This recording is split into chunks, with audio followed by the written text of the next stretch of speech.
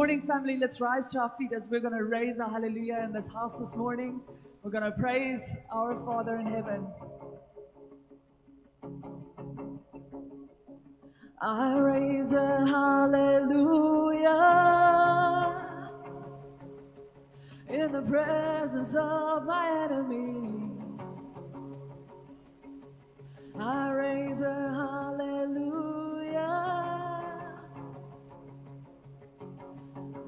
Than the unbelief,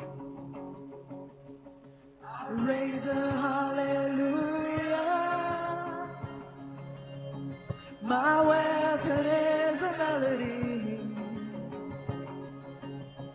I raise a hallelujah. Oh, heaven comes to fight for me. 'Cause I'm gonna sing in the middle of the storm, louder and louder, you're gonna hear my praises roar. Up from the ashes, hope will arise. Death is defeated, the King is alive.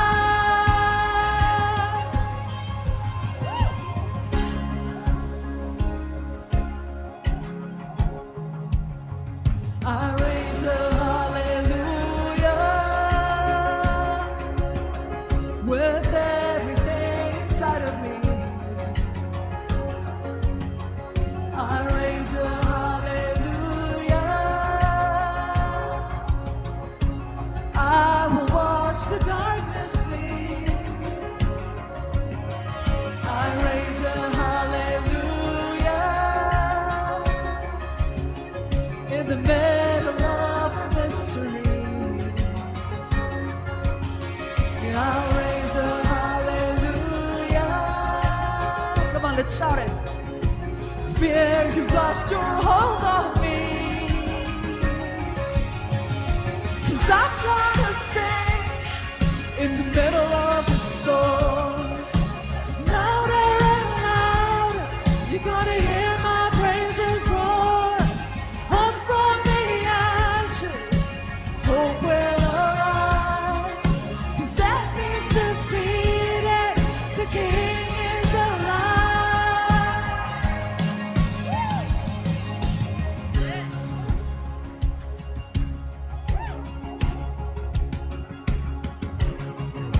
Come on, let's put our hands together as we're going to lift it up to our Father. Sing a little louder.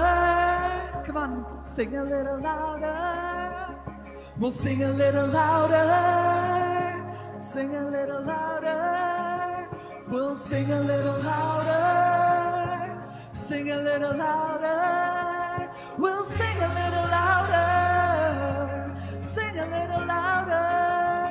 We'll sing a little louder. In the presence of my enemies. Sing a little louder. Louder than the unbelief. We'll sing a little louder. My weapon is the melody. We'll sing a little louder. Heaven comes to fight for. We'll sing a little louder. Come on, let's hear it. Presence of my enemies.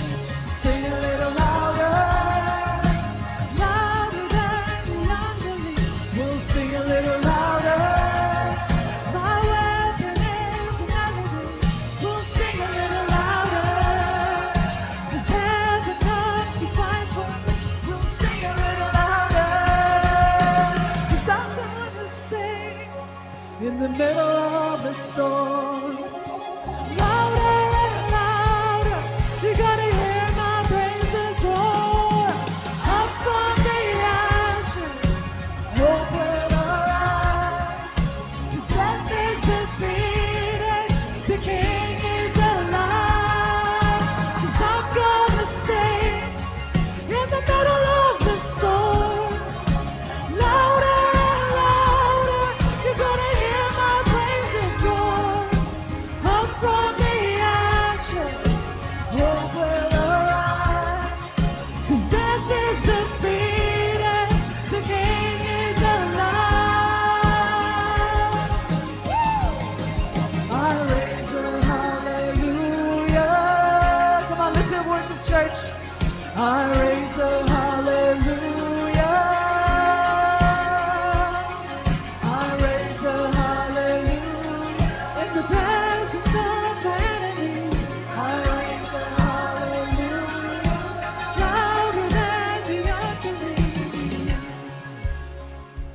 Let's give a hand to our Father in heaven this morning. Woo! Yes. There's a grace when the heart is under fire. Yes, Jesus. Another way when the walls are closing in.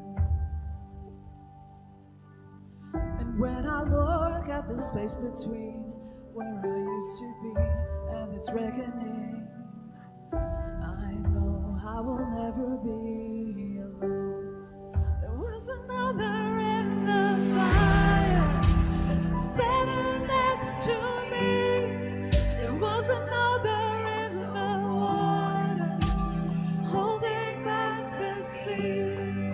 And should I ever need reminding of how I've been set free, there is a cross that bears the burden where another died for me.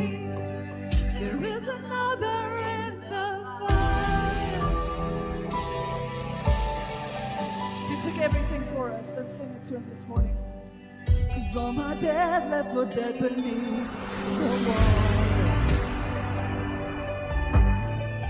I'm no longer a slave to my sin anymore.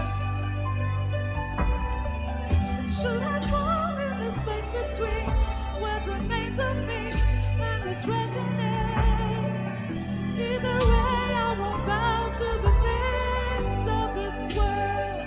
'Cause I know I will never be alone. There'll be another in the fire standing next to me. There is another in the water holding back the sea. And should I ever be reminded how I set me free, there is a grave that holds nobody. Now the power lives in me. There is another in the fire. There is another in the fire. Come on, we can see it. I can see the light in the darkness as the darkness falls to it. I can feel the light in the heaven as the space between races. I can feel that ground shake beneath us as the prison walls cave in. Nothing stands between us. Nothing stands between us.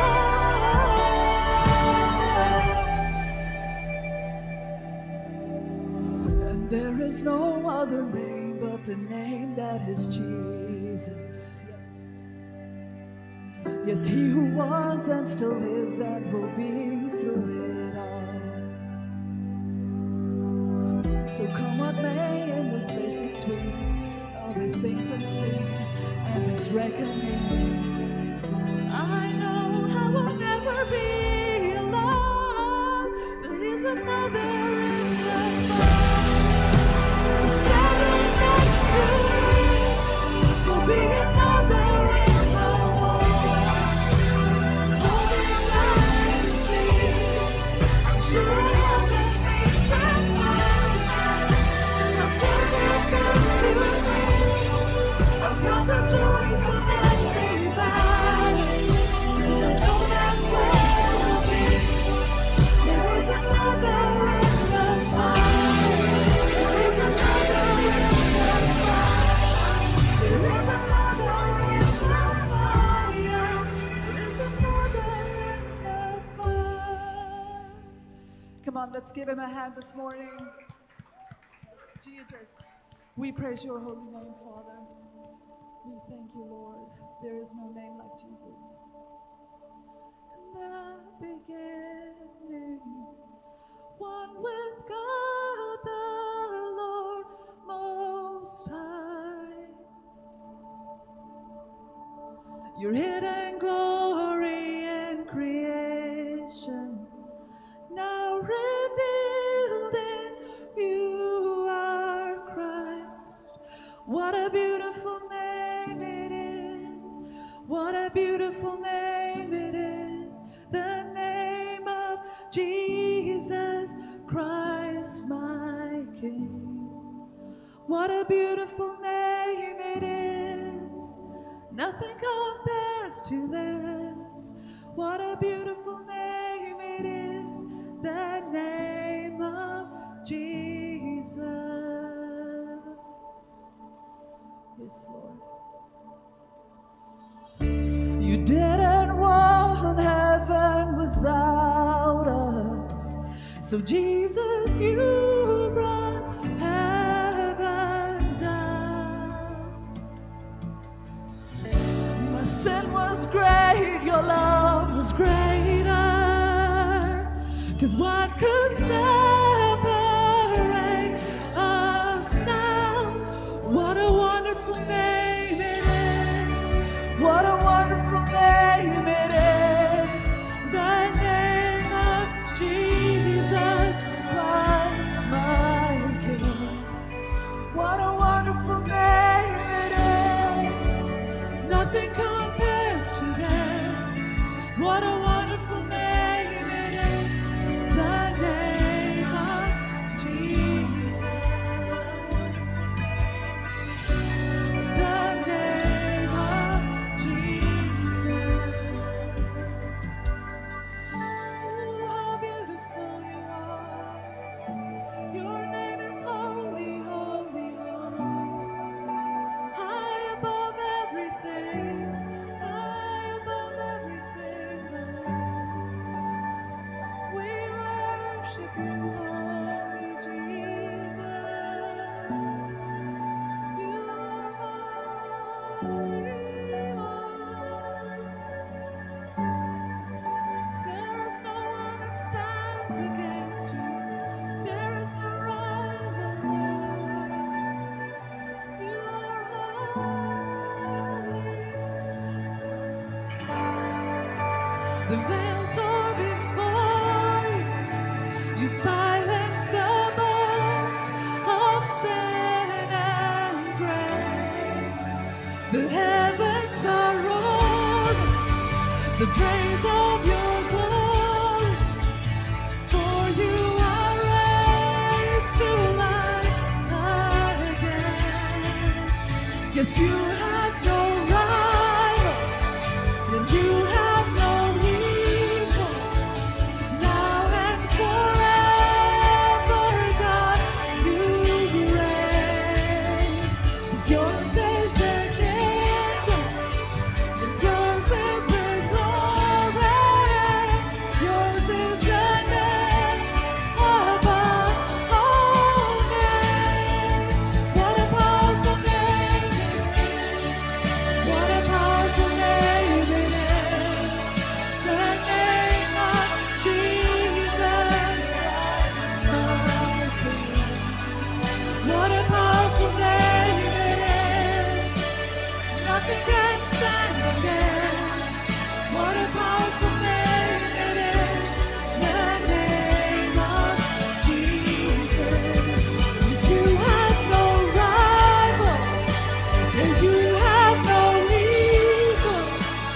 Now and forever, God, you reign. Yours is the kingdom, and yours is the glory. Yours is the name above all names. What a powerful name it is. What a powerful name it is. The name of Jesus Christ, my King. What a powerful name it is. Nothing can stand against. What a powerful name it is. The name of Jesus.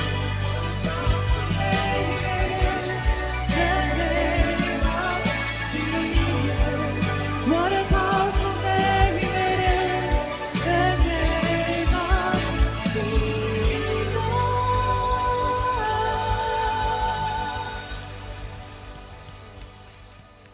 Thank you, Father. We just bless your name this morning, Lord.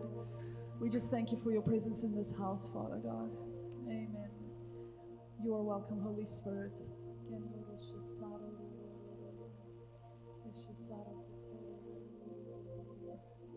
Yes, Jesus, we praise your holy name, Father.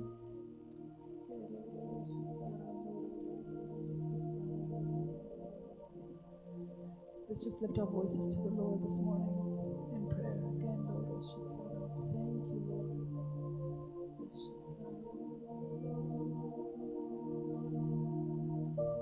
Hallelujah. Thank you, Lord. Thank you, Jesus. Let's give the Lord a praise in the house this morning. Thank you, Father. Hallelujah. Thank you, Lord. Hallelujah. Father God, we just want to honor you this morning, Father. We want to give you all the glory, Father. You are the only true God, and there is none besides you, Lord. Father, we worship you in this morning, Father. Father, we welcome you in this morning. We welcome you in our house, Lord. Thank you, Lord Jesus. Thank you for your house, Lord, for your family. Thank you that you are the King of kings and the Lord of lords. We give you all the glory, Father. Thank you, Holy Spirit. Thank you that you are always present, Lord, and that you live in our hearts, Lord. We just want to say this morning, have your way with us in this morning, Lord. In Jesus' name. Amen. Hallelujah. Morning, precious family. Just want, on behalf of the father and mother of the house, to welcome all of you in the house this morning. What a wonderful day. What a wonderful presence of the Lord in the house this morning. I just want to ask, is there anyone here who is visiting us for the first time today? If there is anyone, would you please just raise our hands? We just want to give you a warm CFCI welcome. So let's see, family, if there's any, is there any first-time visitors? Someone visiting us for the first time? Hallelujah. Well, family, for our Facebook friends, my name is Pastor Eben Smith. And on behalf of Pastor Percy and Pastor Lee, welcome to the house. Amen. There's some people that we're going to pray for, as we always do on Sunday mornings. We stand on Matthew 21, verse 22, in the New Living Translation, which says that we can pray for anything. And if we have faith, we will receive it. So I want to ask that you all agree with us in prayer, as the Word of God says, where one of two is present, the Lord is also present. And when we agree on something that's in the will of God, that the Lord will do it. So we're going to stand in prayer for someone, for health, for their mom in this morning, and also for the daughter of that mom, that the Lord will make a way for her to spoil her mom while she's visiting her. And we're also going to trust the Lord on behalf of someone for a 3-hectare piece of land. We're also going to pray for the fivefold ministry this morning, for protection of their marriages, their family unions, their finances, and that they will remain strong and courageous, pursuing the call of God. We're going to pray for someone's brother for salvation and deliverance from drug abuse. And we're also going to pray for kingdom couples, those who've been destined by God, so that they will meet and pursue the call of God on their lives. Family, before we start with these prayers, you will see these clipboards circulating.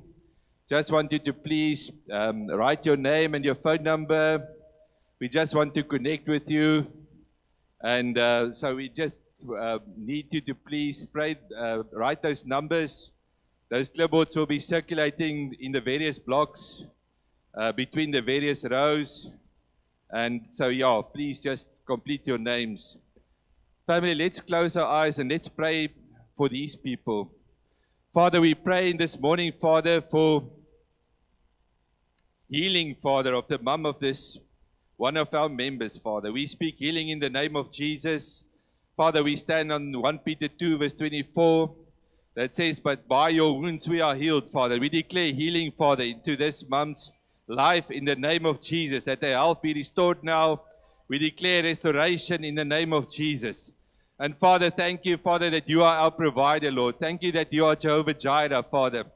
And thank you, Father, that that this daughter will be able to spoil her mom lavishly in this morning, Father, and to honor her as a parent that brought her in the world, Father. And Father, thank you for the piece of land, Father, 3 hectares, Father. We call it in this morning, Father. We stand on Mark 11, verse 24, Lord, and we speak to that mountain in this morning in the name of Jesus, Father. As we believe in this morning while we pray, Father, that you will answer this prayer, Father, in the name of Jesus. Father, we pray for your hand of protection, Father, over every member of the fivefold ministry in Nelspruit, Father. Father, we pray that you bless their marriages, Father. Father, let any agent of the enemy that raises up against these marriages be destroyed and bound in the name of Jesus. Father, thank you, Father, that they will be strong and courageous in this morning, Father. Thank you, Father, that your word will be spoken in spirit and truth, Father, from every pulpit in Mobella, Father, in the surrounding areas this morning, Father, by apostles, Father, by pastors, evangelists, Father, by teachers, Father, in the name of Jesus. Hallelujah. Father, we pray for salvation and deliverance of the brother of one of our members. Father, we come this morning in the name of Jesus, and we break the cords of iniquity over that person in the name of Jesus. Father, we pray this morning that all deception will be removed from this person, Father, in the wonderful name of Jesus. Thank you, Father. We bind the spirit of dependency over that person's life in the name of Jesus. We speak that he will be delivered from dependency on drugs now in the name of Jesus. Thank you, Father, that you came to set the captives free, Lord. Father, we pray for kingdom couples, Father, those people that you destined to come together, Father, and to get married and to serve you together, Father. We pray that they will meet, Father, and that they will pursue the call, Father, that you have on their lives, Father. And we pray all of this in the wonderful name of our Lord Jesus Christ. Hallelujah. Well, family, for our Facebook friends, my name is Pastor Eben Smith, and I'm a son of this house. And on behalf of Pastor Percy and Pastor Lee, I have the honor of sharing the word with you in this morning, for which I just want to thank them and honor them. But before we do that, let's just close our eyes in prayer. Father God, thank you, Father, that we can bring the word in this morning, Lord. Father, thank you that we can come together, Father. We can be washed by your word in this morning, Father. And Father, as I bring this teaching in this morning, Father, I want to let it be made known, Father, that I depend not on my own abilities, Lord, but solely on you to speak through me, Father, in this morning, Lord.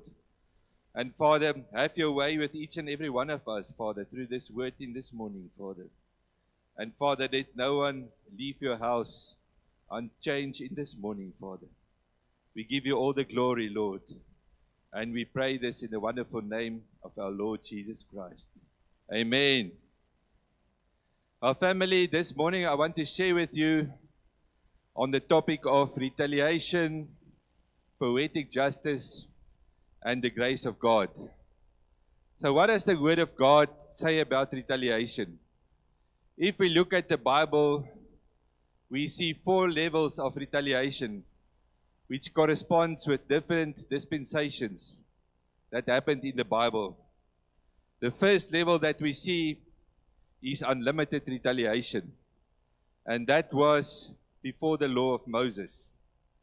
In the Old Testament, before God gave the law through Moses, there were no limits on vengeance. We read about it in Genesis 4, verse 3 to 23 to 24, in the New King James Version, when Lamech told his wives, Ada and Zillah, hear my voice. Wives of Lamech, listen to my speech. For I have killed a man for wounding me, even a young man for hurting me. If Cain shall be avenged 7-fold, then Lamech shall be avenged 77-fold. The next level of retaliation we find under the law of Moses. Once the law was delivered, retaliation was limited to the actual loss that was suffered. For example, an eye for an eye, a tooth for a tooth, and a life for a life. We see this level of retaliation in the laws of our countries today. And it comes from this principle, the law of Moses. We see it also encountered in the business world where many business people want to take the law into their own hands and want to avenge themselves. And we hear about this thing that's being said that's called tit for tat. And we also saw on TV a person by the name of JR who said, do unto others before they do unto you. But this law is a bit different. But we read about this law in Exodus 21, verse 23 to 25 in the New King James Version. It said, if any harm follows, then you shall give a life for a life, an eye for an eye, a tooth for a tooth, hand for a hand, a foot for a foot, a burn for a burn, a wound for a wound, and a stripe for a stripe. The third level of retaliation was ushered in by the New Testament, according to the principles of Christ. When Christ came and ushered in the new commandment, believers were urged to refrain from retaliation. In Romans 12, verse 19, in the New King James Version, it is written, Beloved, do not avenge yourselves, but rather give place for wrath. For it is written, Vengeance is mine, I will repay, says the Lord. And family,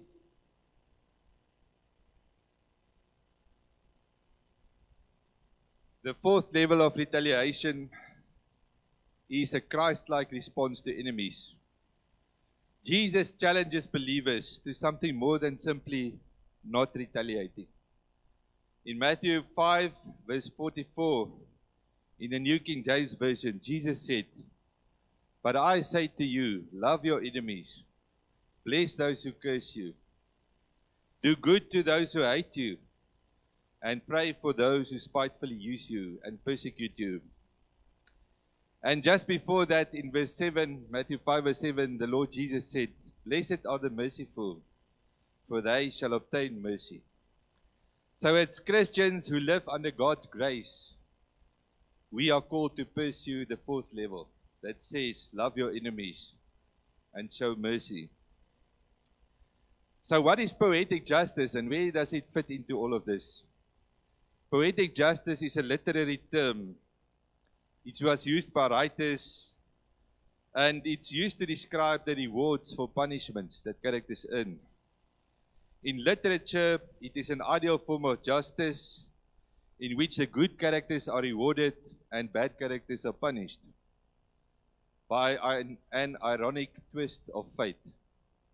In the Collins Dictionary, it is described, or you use poetic justice if you describe something bad that happens or as a result of poetic justice, then you actually mean that it's exactly what those persons deserve because of the things that they have done. And the Dictionary of Biblical Imagery says, divinely created laws of the universe ensure that ultimately virtue will be rewarded and vice will be punished. So if we read the Bible, we see a lot of poetic justice in the Bible. And the book of Esther is a very good example. In the book of Esther, we see poetic justice when the righteous Mordecai was honored by the king and kept from death, and the evil Haman fell out of favor with the king, and he was killed. We also see other examples of poetic justice in the book of Esther. We see that Queen Vashti was divorced by the king because she didn't want to come to the king. But Queen Esther was rewarded for coming to the king when he did not call her. We also see that Esther was orphaned at an early age, but then she helped to save the lives of her extended family, the Jews. And we also see that King Haman told the king how to honor a hero, but he was thinking the king was going to honor him. But the hero was actually his enemy, Mordecai. And we also see that Haman built gallows for hanging Mordecai, but eventually he himself was hanged on those gallows. And we also see Haman was desperate for other people to bow to him. but he ended up bowing desperately before Queen Esther, begging her for his life. And lastly, we see that Haman intentionally gave the king the wrong impression regarding the character and the activities of the Jews, which nearly resulted in their destruction. But at the end, we see that the king got the wrong impression. When Haman was prostrating himself before Queen Esther, he threw himself on her. And the king thought he was going to assault her. And the king hanged him for that. The king killed him for that. It cost him his life. So family, if I look at all these examples, it makes me think how dangerous it is today for nations and kingdoms to speak badly of Israel, God's chosen people. So you must be careful of that. So the laws of poetic justice can be more or less compared to the principle of sowing and reaping in the Bible. In Galatians 6 verse 7 to 8 in the New King James Version, the Bible says, "Do not be deceived. God is not mocked. For whatever a man sows, he will also reap. For he who sows to the flesh will reap of the flesh corruption. But he who sows to the Spirit will reap of the Spirit everlasting life." And in Proverbs 22 verse 8 in the New King James Version, we read that he who sows iniquity will reap sorrow, and the rod of his anger will fail. And in Luke 6 verse 38 in the New King James Version, the Bible tells us, "Give, and it will be given to you in good measure, pressed down, shaken together, and running over will be put into your bosom. For with the same measure that you use, it will also be measured back to you." So we see in the Bible that sowing and reaping can have good and bad consequences. God wants us to have giving hearts, but if we give bad things, we can also reap bad things. And family, poetic justice in the secular world is linked to the principle of karma. And it is sad because people don't know God's word. And we see many Christian people also talking about karma in the business world and elsewhere. Karma comes from the Hindu and Buddhist religions. And essentially it means that what goes around comes around. It is believed that the actions in this life decides the fate of people and their future. So how many times have you heard people in the business world saying, "Yes, what comes around comes around." Huh? Or where they say when they has been wronged in business deals, that person don't know about karma. But then it's good Christian people speaking these things. And it's sad. Karma is linked to fatalism. In the Cambridge Dictionary, fatalism is described as a belief that people cannot change the way events will happen, and that events, especially bad ones, cannot be avoided. We see fatalism in India, where people of the lower caste are believed to be people who committed sins in earlier lives, because Hinduism is based on the belief that there's not only one life, there's multiple lives. People come back to earth in different life forms. And then those people say, if a person is suffering on the street, he's hungry, he doesn't have clothes, you mustn't help him because that's bad karma. He must suffer until he dies. And fatalism creeps into Christianity as a wrong belief that somehow God is pulling the levers behind the screen of life. But family, God is not the author of bad human decisions. Testings and failure doesn't come from God. He's not the source of sickness and disease. Sin and sorrow has been loosed on earth from the days of the Garden of Eden. So if we think of fatalism, when I was young, we always used to enjoy that song, "Amanda, light of my life. Fate should have made you a gentleman's wife." And we didn't know better, so we sang that song happily. But fate doesn't make anything. God makes a people, not faith. So sowing and reaping is not karma, even though karma is loosely based on the law of sowing and reaping. We serve a God that has compassion for suffering people. We have an advocate who pleads on our behalf before God. His name is Jesus Christ, our Lord. And His blood is on heaven's mercy seat. And it paid for our sins. And unlike in the Hindu religion, we have only one life to live. And then we face eternity. And we have to make the best of every moment. In Hebrews 9 verse 27, the Bible teaches us, and just as it is appointed for man to die once, and after comes judgment. In this one life that we live, God has compassion for suffering people. He knows about our joy and our suffering. He wants to have a personal relationship with each and every one of us. He's a personal God. And in Matthew 12 verse 20, we read that He will not crush the weakest reed or put out the flickering candle. Finally, He will cause justice to be victorious. So family, yes, according to the Word of God, we can reap consequences for good and bad seed that we sow. But in every bad season, there is an opportunity for repentance and forgiveness. God is a God of new beginnings. We don't have to physically die to end the season of suffering. In our religion, there's nothing like untouchables who deserve to suffer their whole lives. And family, the law of seed and time and harvest is not about tit for tat. God does not overrule our lives, but He works within our lives. He is forgiving and patient and kind. What some men mean for evil, God turns into good. But He's never the author of that evil. So God allows us to make our own decisions. But if we submit ourselves to Him, He will work within the decisions that we make to accomplish His purposes and His plan for our lives. God draws wonderful consequences from the foolishness of men, but He's not the author of that foolishness.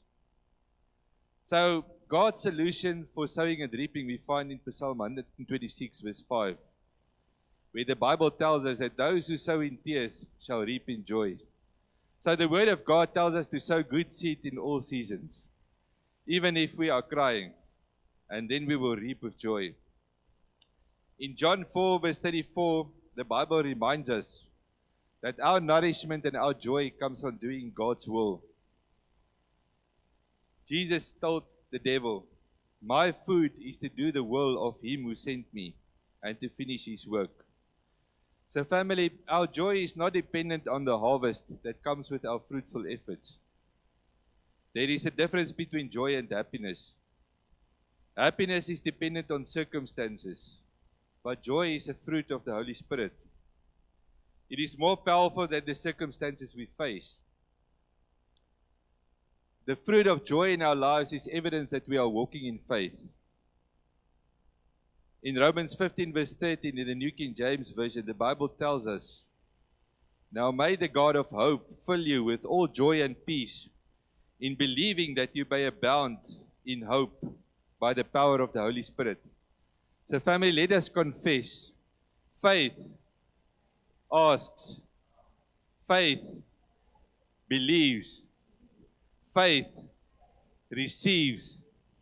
And faith experiences an inner joy. Hallelujah. Amen. So family, we see that God can bring joy in times of suffering and tragic circumstances. God's love is greater than karma. He's a God of hope. And we see that in God's economy, things are not always tit for tat. In some moments I plan, but I never see the harvest that I planned for.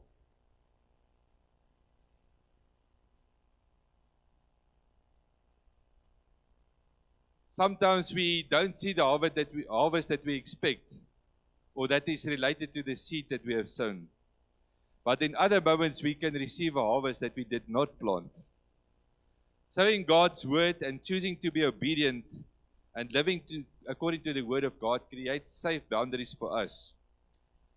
In Ecclesiastes 11 verse 6, the Bible teaches us, "In the morning sow your seed, and in the evening do not withhold your hand. For you do not know which will prosper, either this or that, or whether both alike will be good." And in John 4 verse 37 to 38 in the New King James Version, "For in this the saying is true, one sows and another reaps. I sent you to reap that for which you have not labored. Others have labored, and you have entered into their labors." So we see that the law of seed time and harvest is not about tit for tat. And we are actually not expected to sow good seed just to expect the harvest. We must sow it because we are grateful, because of what God has done for us. But we must remember that he who sows sparingly will also reap sparingly. In the King James Version, in 2 Corinthians 9 verse 6, the Bible teaches us, "But this I say, he who sows sparingly will reap sparingly, and he who sows bountifully will reap bountifully." There's always a reward for good seed, but sometimes it doesn't come quickly, and it's not easy to observe. The Bible says, if we sow and we have patience, we will reap the reward. So family, where does the grace of God fit into all of this? Into the laws of retaliation, and into poetic justice, and into the law of sowing and reaping. Family, people who talk about karma and fatalism do not know the grace and mercy of God. Dire circumstances does not mean that you have to stay down. God is a God of second chances. He's a God of new beginnings. I can receive benefits even if I didn't sow seed for it, because God blesses me. And God can create wonderful things from bad human choices. He can make things that people mean for evil turn out for good. Just look at what happened to Joseph. So although there is a spiritual principle that we will reap bad consequences if we sow bad things, there is also God's mercy. And by grace, by God's grace, we do not always have to reap what we sow. God told Moses, "I will have mercy on whom I will have mercy, and I will have compassion on whom I will have compassion." So although there is a possibility that some bad things might happen, if we receive the grace of God and if we give the grace of God, we do not always have to reap what we sow. So we do not have to go home today and sit and think, what must I do to avoid all this, the bad seed that will come into my life? Because we all do bad things. But you see, God says, He will have mercy on whom He will have mercy. And He will show compassion on whom He will have compassion. In Romans 9 verse 15, "For He says to Moses, I will have mercy on whom I will have mercy, and I will have compassion on whom I will have compassion." Thank God. And in Matthew 5 verse 7, we already read that Jesus said, "Blessed are the merciful, for they shall obtain mercy." And because of the mercy and compassion of God, we can have a home in heaven despite our sin. And we sow iniquity and corruption, but Jesus reaped the punishment for this on the cross.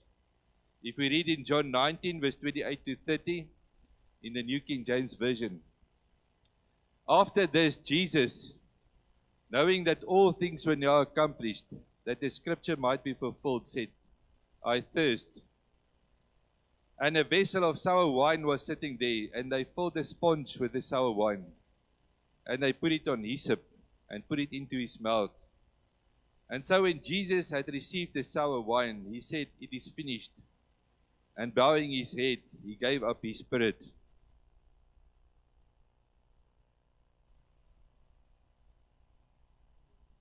So family, in the days of the Roman world, there was no factory called Sappi. There was no Bondi. There was no paper. There was no toilet paper. And the sponge that they used to put on the stick for Jesus was called the thesaurium. And it was used in the toilets in the Roman time. It was used to clean yourself. after you've been to the bathroom. It was put on a stick and used to clean yourself. And in contrast thereto, the hyssop branch was used to clean something ceremoniously by dipping it in water and sprinkling it. In Psalm 51, David said, "Purge me with hyssop, and I shall be clean. Wash me, and I shall be whiter than snow." So family, the drinking of vinegar by Jesus from the sponge symbolizes that he was drinking the filth of his all. He was taking it all upon him.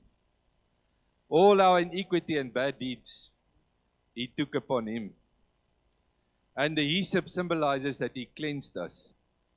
And then he said, "It is finished." Tetelestai, that is the word.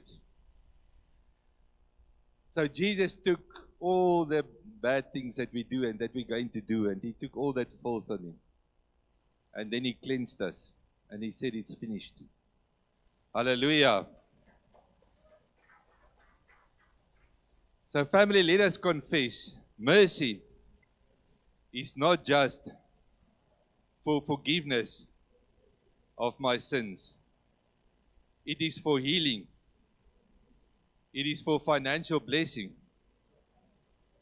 It is for problem solving. Mercy is a God in action who does not require me to be perfect. I do not have to do things to earn God's mercy. I choose today to love my enemies and bless those who curse me, and pray for those who persecute me. I will receive mercy because I am merciful. My God is a God of hope. I will sow good seed in all seasons and reap with joy. I have been chosen by God, and the Holy Spirit has been sent to lead me to my blessing, to my inheritance, to everything God has for me. Hallelujah. Thank you, family. So we see that karma leads people to do things so that they can receive other things. But God wants us to do good things as a gift out of gratitude for His undeserved love and mercy. God is much better than we deserve.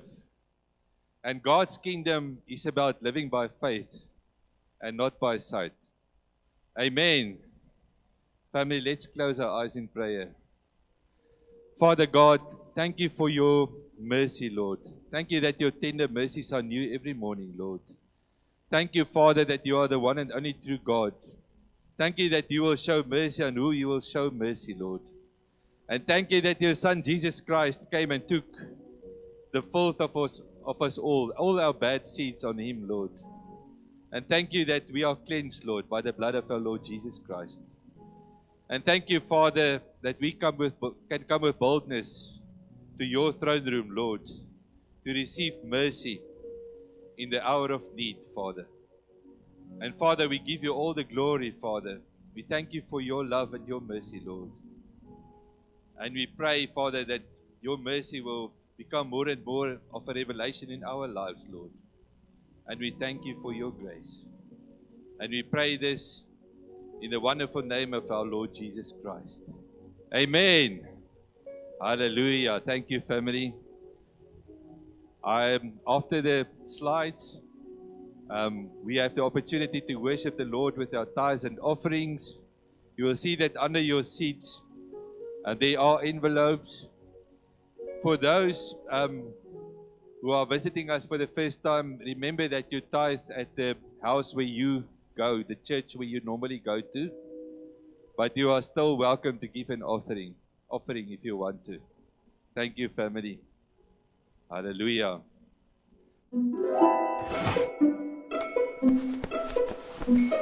If you're wondering who I am and what I'm doing in this space, I'm just a fairy godmama trying to find something that for a decade has been misplaced. And before you think this has nothing to do with your fate, let me tell you a story. More exciting than a Beaver status update. There are these mystical dresses that exist in the world. Some sequined, some shiny, some showy, and some pearled. Made with the finest fabric and stitched with the steadiest hand, they land in the laps of young ladies who have a matric ball planned. But there's a little more to this haute couture. These dresses carry another allure, because inside the folds of silk soft fabric, the maker's hidden a touch of magic. You see, as the wearer adorns the beautiful dress, they are transformed for a night into a princess. And right at that moment, the world stands still. Mouths are left open, eyes are stunned. She gets more Instagram likes than Kim K's bum. There are belly laughs and happy tears, bear hugs and exuberant cheers. Because on that night, everything feels new. On that night, dreams come true. But when she rises with the sun the next day, she packs the dress away, not knowing the magic can be passed on, not knowing she can give someone less fortunate a turn. In the dark it sits, not making a sound, year upon year, waiting to be found. Till someone else gets a chance to wear the magic dress, till someone else gets a chance to feel like a princess. Why not pass on the magic by donating the dress you wore on your matric dance, and someone's dream will come true, all because of you.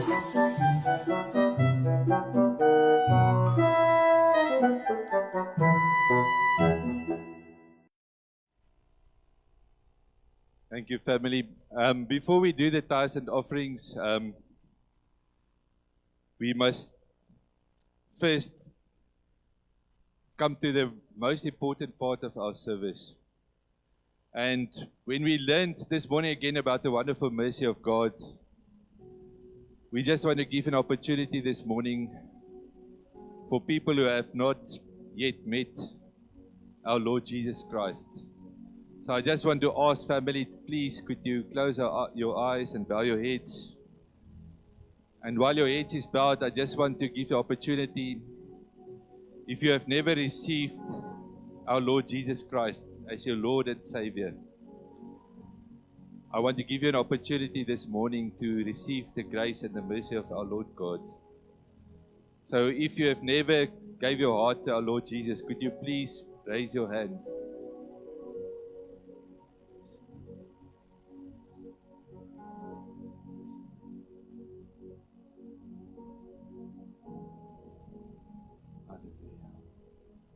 So this is your moment, family.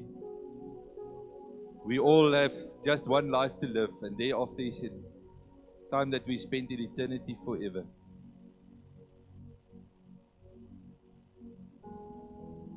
Just want to also ask if there is anyone who used to serve the Lord, but who've turned away from Him, who've backslided, and to want to return back to Him and give your life to Him, renew your covenant with Him, could you please also raise your hand?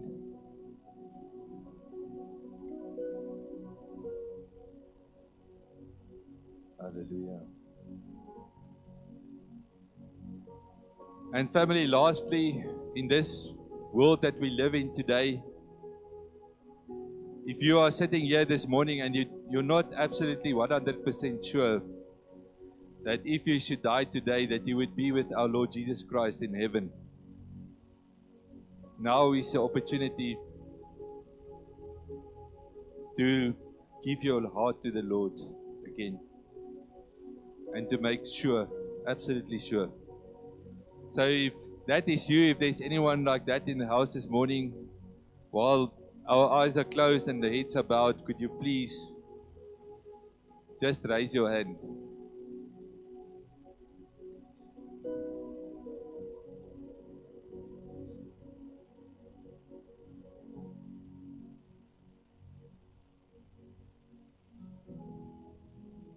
Family, could we all pray this prayer of faith together. Just pray after me. Dear Lord Jesus, I confess today that I'm a sinner.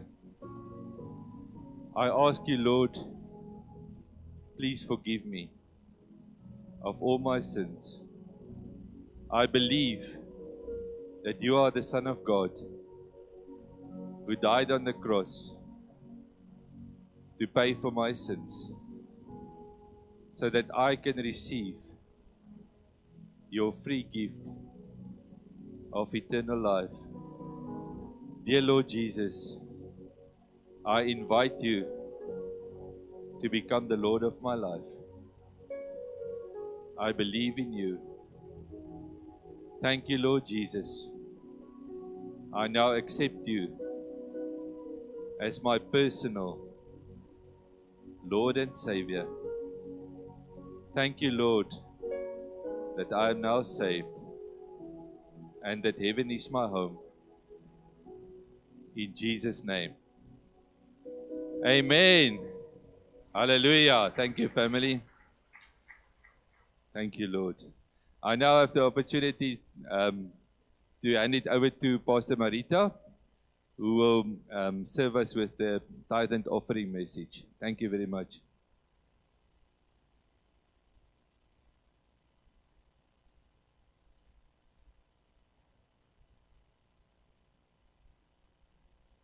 Good morning, lovely family.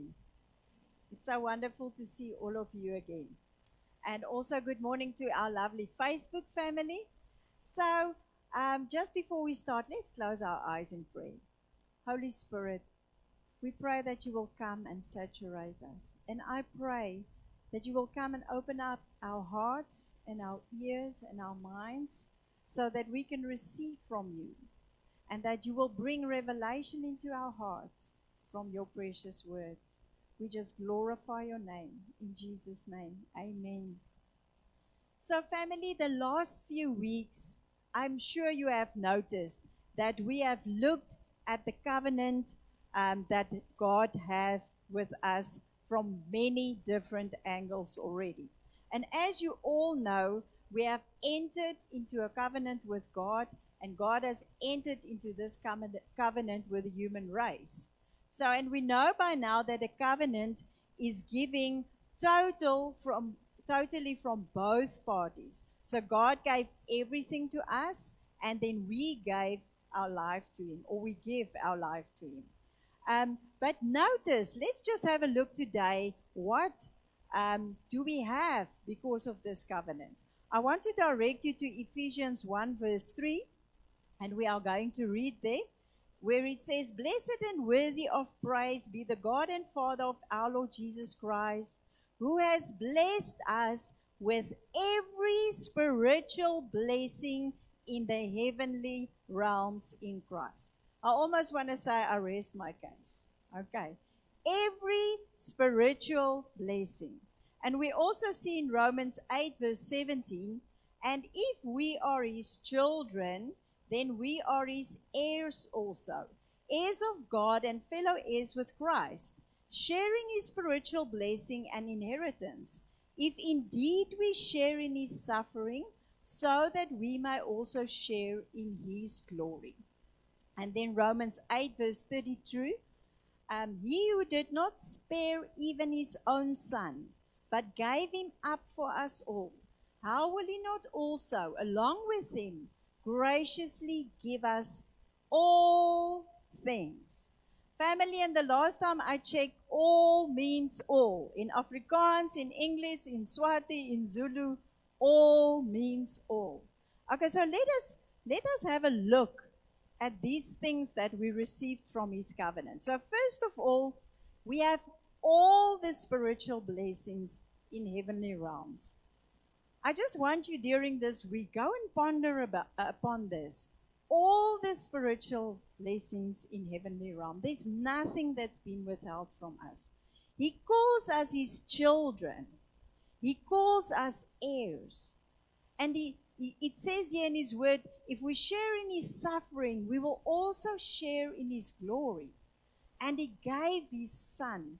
And we've heard also from Pastor even today, that what Jesus went through, he gave his only son and he gave us all things. So, family, does that sound to you that God is holding back anything from us? No. So then we are also guilty. And I want to ask you, I want to put the question out there today. Why is it then so hard for us to give everything to him? It's family, because when Jesus died on the cross for us, first of all, he redeemed our value. When he died on that cross, he restored back our image to that of the image of Christ. When he died on that cross, he restored our identity that Satan came and steal from us. When he died on that cross, he restored our value and he restored our destiny. So we can clearly see how much God has given us in this covenant. And in return, God is only asking us 10% of everything that he has given us to demonstrate that we have given our lives to him. So our tithes that we are bringing to the Lord is actually evidence of us operating in God's covenant. So let us boldly confess this. I am blessed with every blessing. Everything that God has given Christ belongs to me. God has given me all things through Christ. So how amazing is that, family? So let's just pray together. Precious Heavenly Father, Lord, thank you so much that we can be in covenant with you. Thank you that for everything that you have done for us and for everything that you have given us. And thank you that we can be your children and that we can be heirs of your kingdom. And Father, I pray that you will come this morning and that you will bless these tithes and that you bless these offerings of your precious children. In Jesus' mighty name I pray. Amen and amen. Thank you, ushers.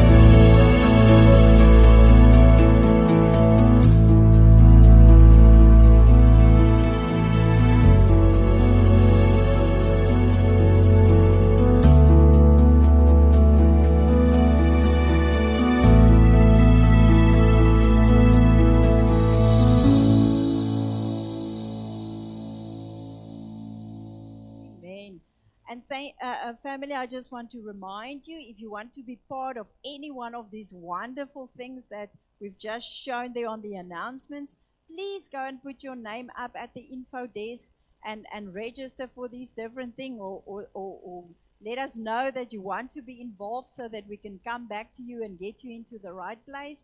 And then I just also want to remind you, we did not have prayer this week because of the public holiday, but let's get back together again on Wednesday and let's pray a storm down, and let's Let's fight the enemy that is coming to kill, steal, and destroy, or trying to do that in our life. So let's come together for prayer again. And then I want you to remind you also about the undercover course that we are going to do on the 7th of May. So if you haven't done that course, please don't miss it. Give your name up as well.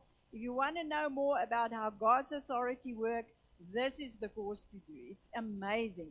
And then also I want to encourage each and every one of you, every night we lie in our beds under our very nice warm blankets, but there are people out there that don't have that. So if you have an extra spare blanket at home, please bring it. We can give it to Benita so that we can also support and help the people out there that are not so fortunate. So I just want to close for us in prayer, and then I want to invite each and every one of you, please come and have fellowship. Please come and have some coffee with us. Let's get to know each other better. Let's talk to and chat to each other. So after the service, you are more than welcome to come and share a cup of coffee with us. Let's just close in prayer. Heavenly Father, thank you so much, Lord, for these precious children of yours. Father, thank you that we could sit under your word today, that we could hear and receive from you what you want your children to know in this season. Father, we glorify your precious name. We bring glory, honor, and praises to you. Father, and I pray as each and every special person goes home this week, that you will command your angels concerning them. Father, that you will form a hedge of protection around each and every one of them, and that your angels will guard and protect them. Father, thank you that we are in your hands. Father, and I pray and I glorify and thank you that we do not have to walk around with fear, stress, and anxiety, with worries and cares, but that you say in your word we must bring it and cast it upon you, Lord. That we will do that in this week, that we will give everything to you, that we will hand it over to you. Thank you for your victory and for your freedom in our life. And Father, I pray that upon each and every person, that you will bless them. And thank you, Lord, that you say in your word that those who dwell in the secret place of the Most High shall abide under the shadow of the Almighty. In Jesus' name we pray. Amen and amen.